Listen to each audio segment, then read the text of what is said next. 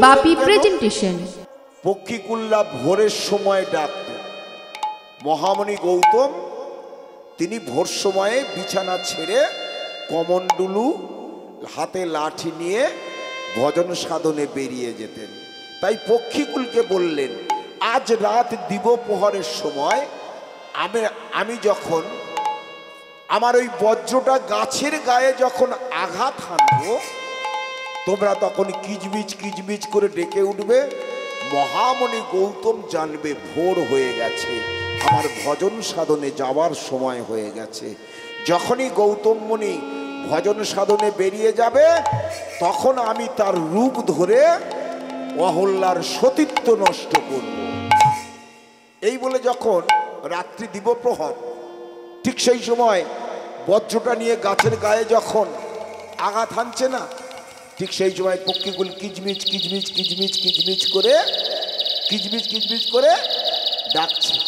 মহামণি গৌতম মনে মনে চিন্তা করলেন, নিশ্চয়ই ভোর হয়ে গেছে, ব্রহ্ম মুহূর্ত সময় আমার উঠে যেতে হবে। তাই তাড়াতাড়ি কি করলো, সঙ্গে সঙ্গে তার কমণ্ডলু নিয়ে তিনি ভজন পথে যেই চলে গেলেন, সঙ্গে সঙ্গে কি হলো, উনি গৌতম মুনির রূপ ধরে এসে ডাকলেন, অহল্যা অহল্যা। মা অহল্যা মনে মনে চিন্তা করছেন, স্বামী এইমাত্র ভজন সাধনে গেলেন, তাহলে ফিরে এলেন কেন? তা কি করলেন, দরওয়াজা যখন খুলে দিলেন, দেখছেন স্বামীর মতো সব ছদ্মবেশী ইন্দ্র। তা বলে উঠল, জানো অহল্যা, আজকের না আমার মনে কামনা বাসনা জেগে উঠেছে, তাই আমি ফিরে এসেছি। অহল্যা মনে মনে চিন্তা করছে, যার মধ্যে কামের গন্ধ নেই সে আজকের এমন কথা বলে, তাহলে স্বামীর মনের আশা পূর্ণ করা উচিত বলে যখন মহামিলনে লিপ্ত হয়েছে, যিনি গৌতম মুনি জলের উপরে আসন করে শূন্যে ভজন সাধন করছিলেন ভগবানের, সেইখান থেকে তার তপস্যা ভঙ্গ হয়ে গেল। মনে মনে চিন্তা করলো, নিশ্চয়ই আমার অহল্যার কোনো বিপদ হয়েছে। তাই তিনি কি করলেন, ওইখান থেকে ছুটতে ছুটতে এসেই ঘরের দরজা দেওয়া সঙ্গে সঙ্গে ডাকলেন, অহল্যা তুমি দরজা খোলো, আমি তোমার স্বামী দেবতা এসেছি। তখন ছদ্মবেশী গৌতম মানে ইন্দ্র তখন বলছে, দেখো উনি নকল গৌতম, আমি আসল গৌতম, তুমি দরজা খোলো না। কিন্তু বারবার বলার ফলে যখন অভিশাপ দেওয়ার কথা বলেছে, তখন দরজা যখন খুলে দিয়েছেন, সঙ্গে সঙ্গে ইন্দ্র একটা মুশিকের বেশ ধরলেন, মানে ইঁদুরের বেশ ধরে পালাচ্ছিলেন। গৌতম মুনি হাতে জল নিয়ে যেই ছড়া দিতে যাবে, সঙ্গে সঙ্গে আসল রূপটা বেরিয়ে পড়ল। তখন বলল, তুই গুরুমাকে হরণ করলি, তোকে আমি অভিশাপ দিলাম যে ভগের নেশায় উন্মত্ত হয়ে মামাসি বাঁচিস না, তোর গায়ে শত ভগ চিহ্ন হোক। আর অহল্যাকে বলল, আমি তোকে অভিশাপ দিচ্ছি, তুই পাথর হয়ে থাকবি।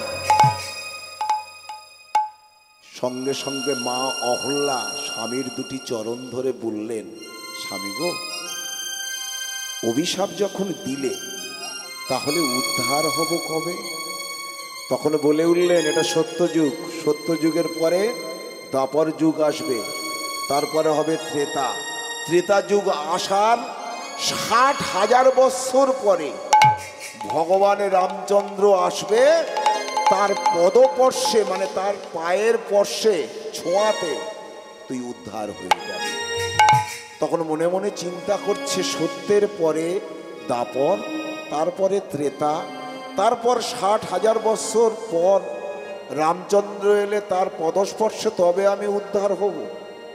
এই মনে করে তিনি দেখছে কি, আজ ছেলের সঙ্গে দেখা করার জন্য যখন বনের মধ্যে গেলেন, কেমন ভাবে গেলেন, বলে সদা সদা সদা বলি,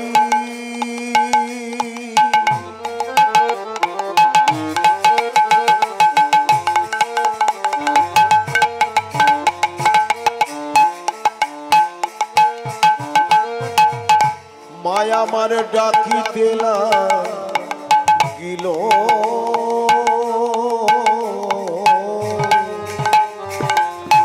সদা সদা সদা বলি হৃদয় গৌর হরি হরি ওল হরি ওল।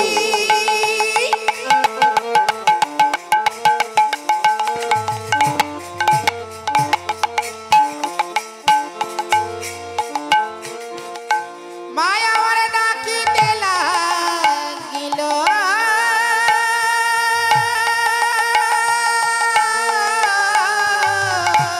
আজি সদা সদা সদা বলি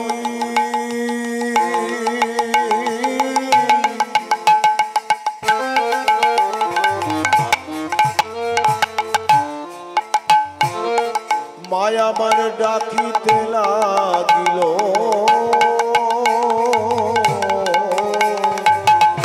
সদা সদা সদা বলি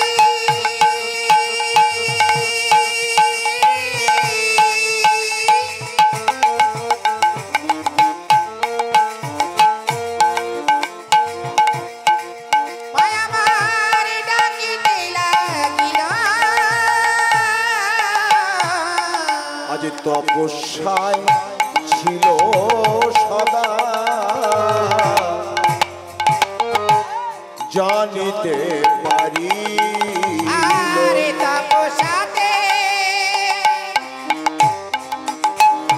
ছিল সদা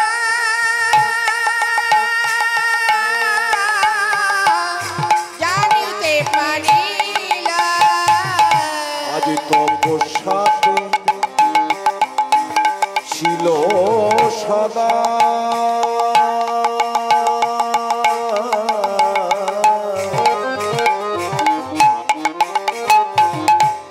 জানিতে পারি আরে তপস্যাতে ছিল সদা জানিতে পারিল বলে কোথায় আছিস প্রাণের সদা কোথায় আছিস প্রাণের সদা কোথায় আছিস প্রাণের সদা কোথায় আছিস প্রাণের সদা আয় রে আমার কাছেতে আয় কোথায় আছিস প্রাণের সদা বলে আয় রে আমার কাছেতে আয় কোথায় আছিস আবার হৃদয় গৌর হরি নিতাই হরি গৌর হরে বলে কোথায় আছি প্রাণের সদায় নিতাই গৌর হরে বলে কোথায় আছি প্রাণের সদায় কোথায় আছিস প্রাণের সদা আচ্ছা মা হল্লা আজ তখন কোমর পর্যন্ত পাষাণ হয়ে গেছে। তখন সেই জঙ্গলের মধ্যে, যে জঙ্গলের মধ্যে সদানন্দ ভগবানের ভজন সাধন করছে, সেই জঙ্গলের মধ্যে গিয়ে সদানন্দ সদানন্দ সদানন্দ মুহুর্মুহুর যখন ডাকছে, তপস্যা থাকাকালীন মায়ের কণ্ঠ সদানন্দ শুনতে পেলেন, করুণভাবে শুনতে পেলেন। ছুটতে ছুটতে আসছেন, মা মা মা সদা সদা সদা আয় বাবা আয়। মা মা কি হয়েছে মা? তোমার জঠর পর্যন্ত পাষাণ হয়ে গেছে কেন? কে তোমাকে অভিশাপ দিয়েছে বলো, তাকে আমি অভিশাপ দিয়ে ভস্ম করে দেব। বলছে ওরে বাবা, তোর বাবা আমাকে অভিশাপ দিয়েছে। কেন? বলছে ইন্দ্র আমার চরিত্র নষ্ট করে দিয়েছে, সতীত্ব নষ্ট করে দিয়েছে, তাই তোর বাবা আমাকে অভিশাপ দিয়েছে। ওরে সদানন্দ, তুই কাজ কর, তুই এখন থেকে ভগবানের ভজন সাধন আর করিস না। বলছে কেন মা? তুই এখন থেকে শিবের ভজন সাধন কর, কারণ শিব এমন একটা দেবতা যাকে ডাকার মাত্রে তুমি কিছুদিন পর অন্তত কৃপা করবে, কিন্তু ভগবান বহু সময় নেয়। তুমি শিবের ভজন সাধন করো। তাহলে কি করলো?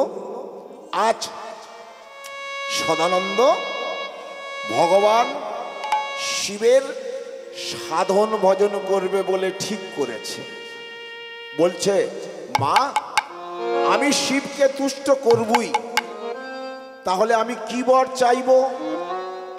তখন মা অহল্যা বলে দিল, শিব সবসময় গাঁজা ভাঙ খেয়ে মাথা ঠিক থাকে না, তুই শুধু বলবি, তোকে যখন বর দিতে আসবে তুই বলবি একের পরে দুই না হয়ে একের পরে যেন তিন হয়। তখন বলছে, মা একের পরে দুই না হয়ে একের পরে তিন হয়, সেটা কোন তিন? বলে, সত্যের পরে দাপর হয়, তো সত্যের পরে দাপর না হয়ে সত্যের পরে ত্রেতা হবে, তারপরে দাপর হবে, এইটাই চেঞ্জ। কিন্তু সরাসরি বলিস না, সরাসরি বলিস না, বললে তাহলে বুঝতে পারবি, বলবি একের পরে দুই না হয়ে একের পরে যেন তিন হয়। বলছে, মা বেশ, আমি কথা দিলাম, আমি ঊর্ধ্ব পদে হেষ্ট মুন্ডে এমন ভজন সাধন করব, তাহলে 100 বৎসর আমার সময় লাগবে ভগবানের কাছ থেকে বর নিতে। তাই ঊর্ধ্ব পদে হেষ্ট মুন্ডে ভগবানের ভজন সাধন করছে কেমন ভাবে?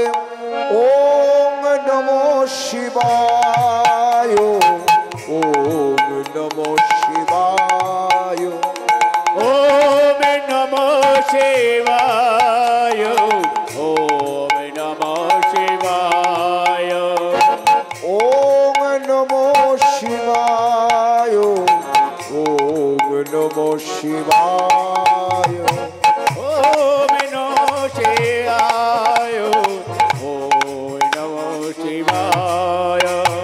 Har Har bomb bomb, Har Har, Har Har bomb bomb, Har Har, Har Har bomb bomb, Har Har, Har Har bomb bomb, Har Har. হে ভোলানাথ, হৃদয় গৌর হরি হরি বল,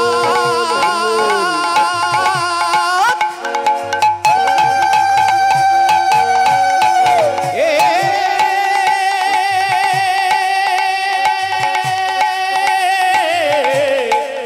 ভোলানাথ,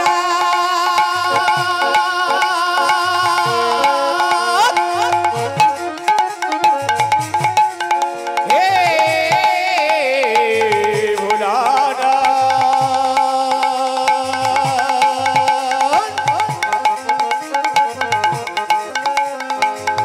ভোলানাথ,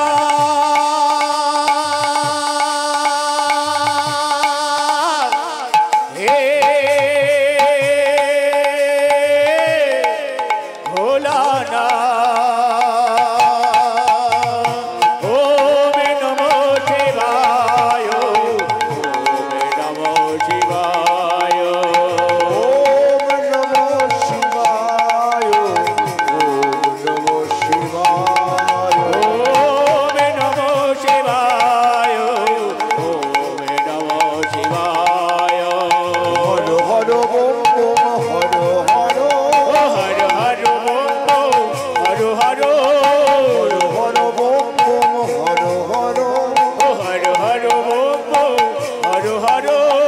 ওম নমঃ শিবায়, ওম নমঃ শিবায়, ওম নমঃ শিবায়, ওম নমঃ শিবায়, ওম নমঃ শিবায়, ওম নমঃ শিবায়।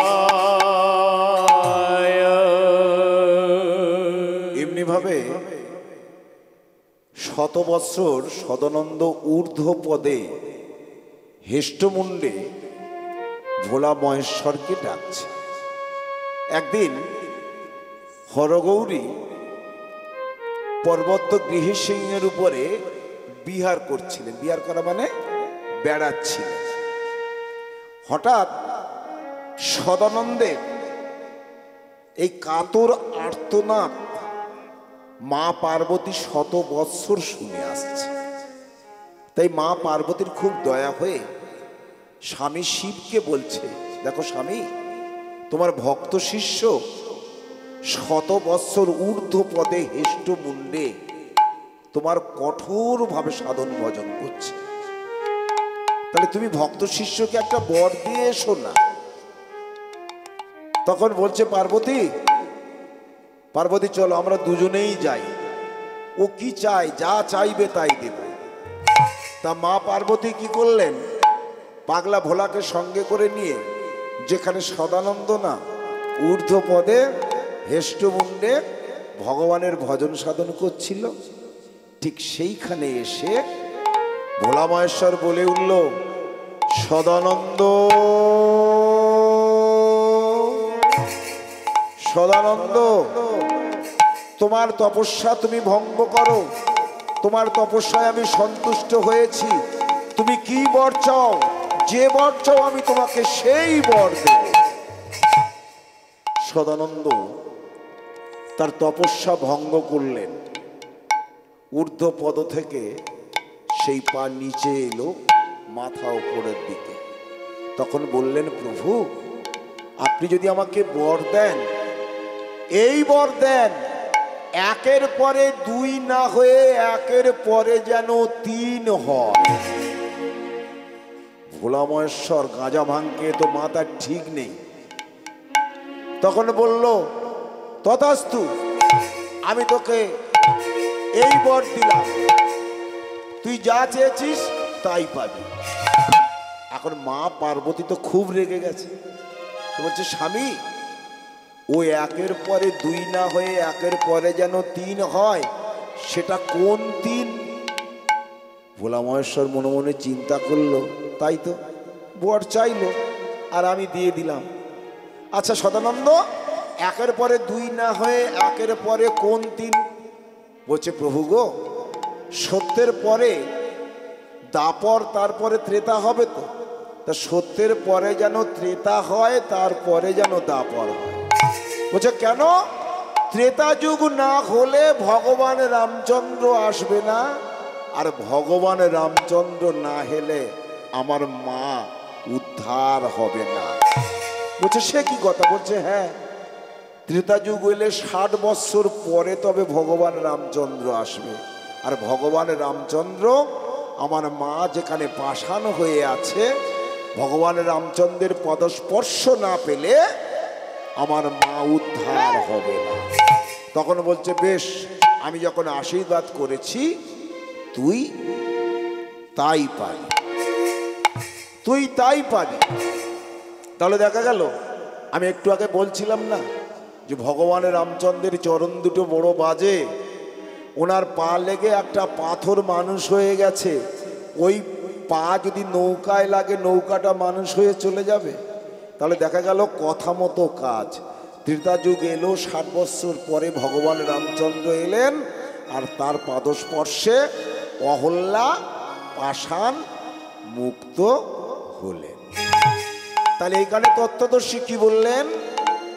যশোদা নন্দন যেই শচীসুত হইল, সেই বলরাম হইল নিতাই, পাপি তাপি যত ছিল মধুর কৃষ্ণ নামে উদ্ধারিল, সাক্ষী তাহার জগাই আর মাধাই। তাই ভাগবত ভক্তমণ্ডলী এবং আমার মায়েরা, আমরা যে কীর্তন শুনি, তবে একটা কথা কি জানেন, এটা তো কলিযুগ, এটা তো কলিযুগ। এই কলিযুগে হবে না, কারণ এখানে তত্ত্বদর্শী বললেন কি, এখানে তত্ত্বদর্শী বললেন কি, আমাদের যে সময় চলে যাচ্ছে, সময় চলে যাচ্ছে, সময় যদি চলে যায় তাহলে কি হবে? আমরা যদি সময়ের কাজ যদি না করতে পারি, তাহলে সময় গেলে সাধন হবে না।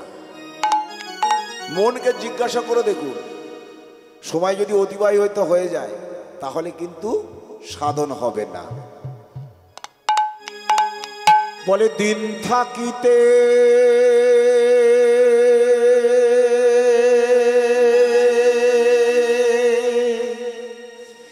দিনে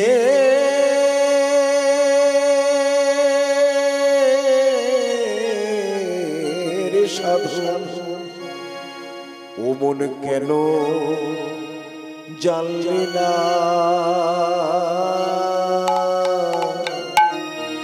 সময় গেলে সাধন হবে না ওরে মনেরই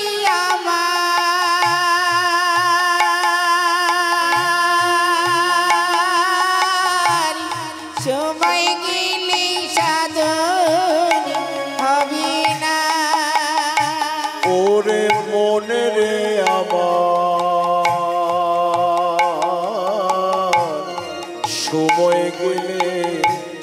সময় গেলে সাধন হবে না ওরে মনেরই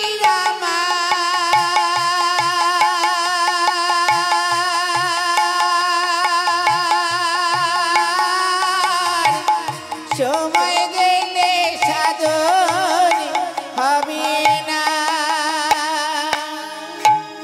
জানো না মন খালে বিলে থাকে না মিল জল শুকালে জানো না মনে খালে বিলে থাকে না মিল জলে শুকালে জানো না মন খালে বিলে থাকে না মিল জল শুকালে জানো না মনে খালে বিলে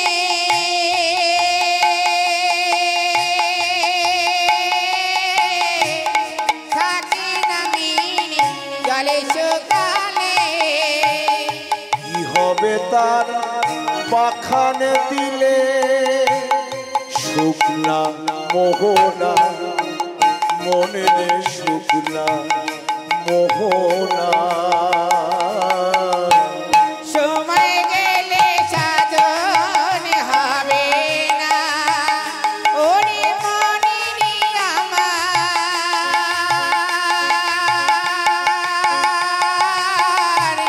সময় গেলে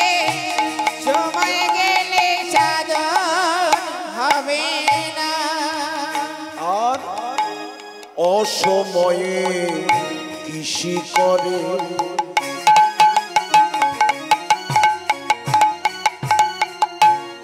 মিছামিছি খেটে মরে আরে অসময়ে কৃষি করে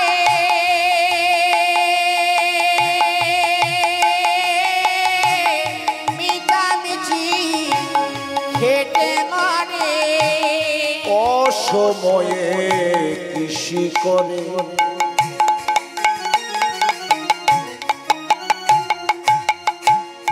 মিছামিছি খেটে মরে আরে অসময়ে কৃষি করে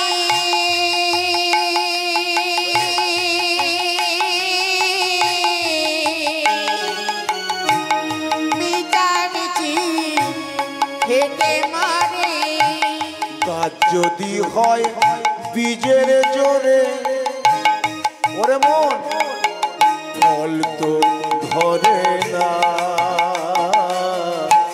ফল তো ধরে না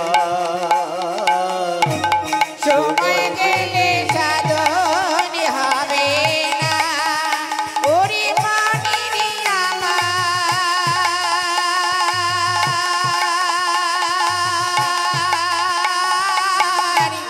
সময় গেলে সাধন হবে না আর অমাবস্যায় পূর্ণিমা হয়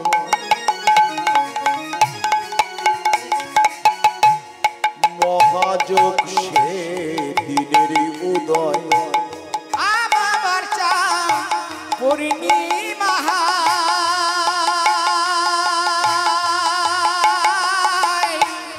মহাদোষে হবে উদয় আর অমাবস্যায় পূর্ণিমা হয় মহাযোগ সে দিনের উদয় আমাবর্ষা পূর্ণিমা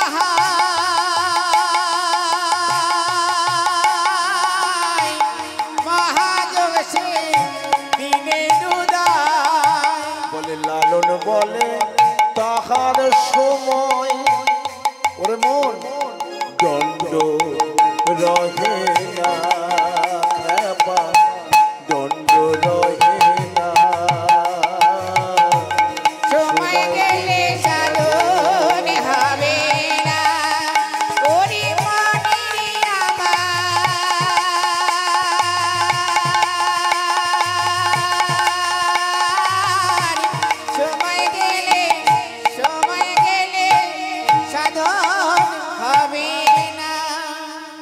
দেখা গেল কি বাংলাদেশের একজন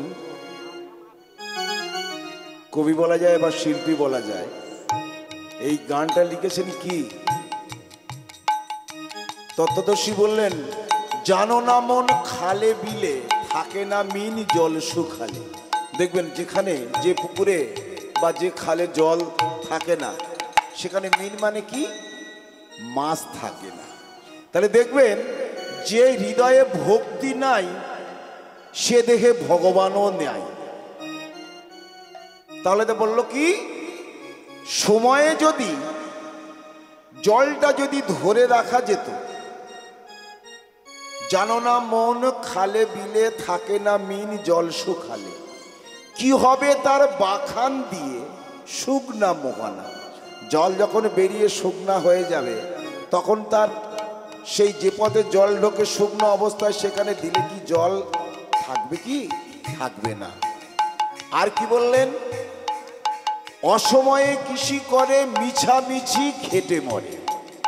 দেখবেন আপনার ছেলেটা শিশুকাল থেকে যদি আপনার মানে বিদ্যার অভ্যাস যদি না করান, যখন সে বড় হয়ে যাবে তাকে যদি পড়াশোনা করতে লাগান সে কিন্তু আর লেখাপড়া শিখতে পারবেন না। ধরুন কৃষি মানে কি, চাষ করা, কৃষক চাষিকে বলা হয়। তাই বললেন অসময়ে কৃষি করে মিছামিছি খেটে মরে, গাছ যদি হয় বীজের জোরে ফল তো ধরে না।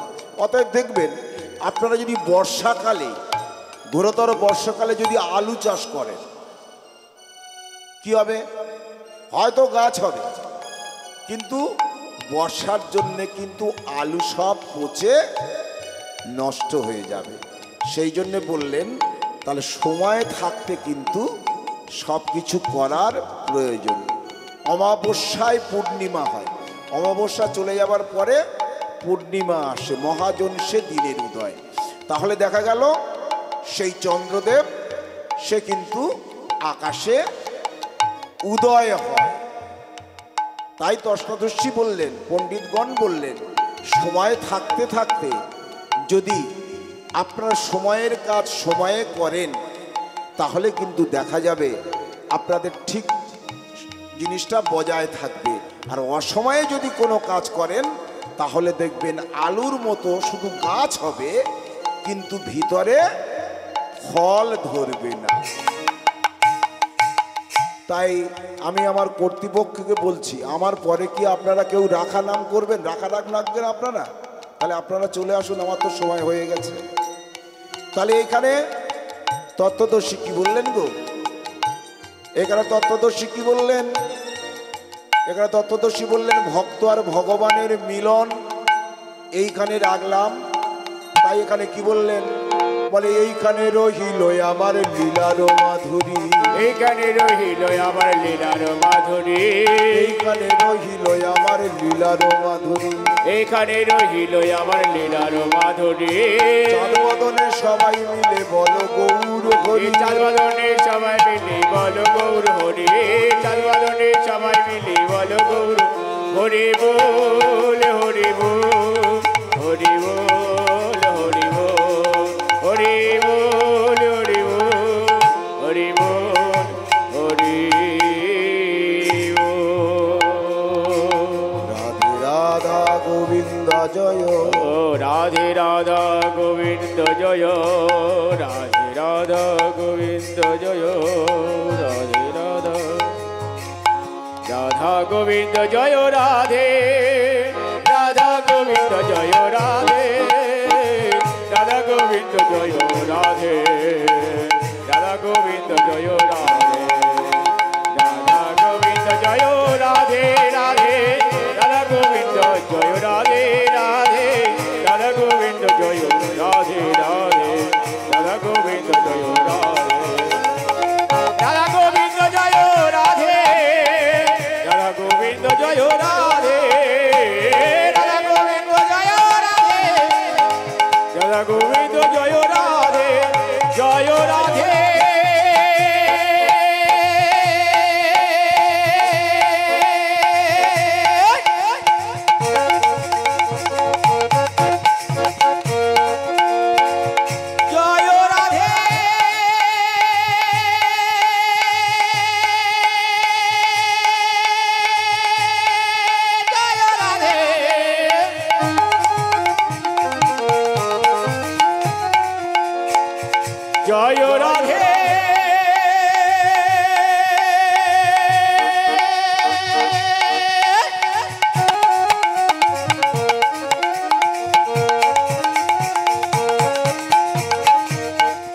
জয় রাধে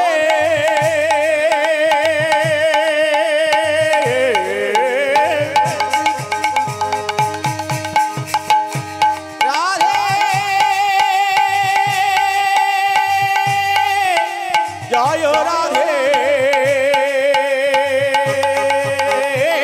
রাধে গোবিন্দ জয় রাধে রাধে রাধে গোবিন্দ জয় রাধে রাধে রাধা গোবিন্দ জয় রাধে রাধা গোবিন্দ জয় রাধে রাধা গোবিন্দ জয় রাধে রাধে রাধা গোবিন্দ জয় রাধে রাধে রাধা গোবিন্দ জয় রাধে রাধে রাধা গোবিন্দ জয় রাধে রাধা গোবিন্দ জয় রাধে রাধে রাধা গোবিন্দ জয় রাধে রাধে রাধা গোবিন্দ জয় রাধে রাধে রাধা গোবিন্দ জয় রাধে রাধা গোবিন্দ জয় রাধে রাধে রাধা গোবিন্দ জয় রাধে রাধে রাধা গোবিন্দ জয় রাধে রাধে রাধা গোবিন্দ জয় রাধে রাধা গোবিন্দ জয় রাধে রাধে রাধা গোবিন্দ জয় রাধে রাধে রাধা গোবিন্দ জয় রাধে রাধে রাধা গোবিন্দ জয় রাধে রাধে রাধা গোবিন্দ জয় রাধে রাধে রাধা গোবিন্দ জয় রাধে রাধে রাধা গোবিন্দ জয় রাধে রাধে রাধা গোবিন্দ জয় রাধে রাধা গোবিন্দ জয় রাধে রাধা গোবিন্দ জয় রাধে রাধা গোবিন্দ জয় রাধে রাধা গোবিন্দ জয় রাধে রাধা